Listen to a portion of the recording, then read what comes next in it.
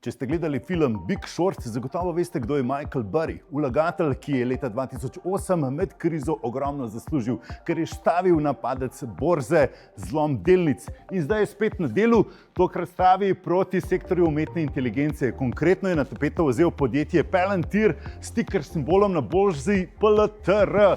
Palantir je v bistvu programsko podjetje, ki razvija programsko opremo za umetno inteligenco.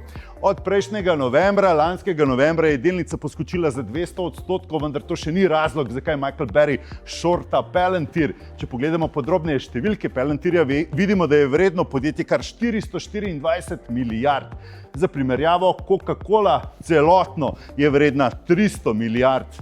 Krka je vredna na primer 6 milijard. Poglejmo prihodke podjetja, ki je takole visoko vrednoteno. Njihovi prihodki so manj kot 3 milijarde in ustvarili so 462 milijonov dobička. No, toliko dobička ustvari NLB, pri tem, da je NLB vreden 3,5 milijarde.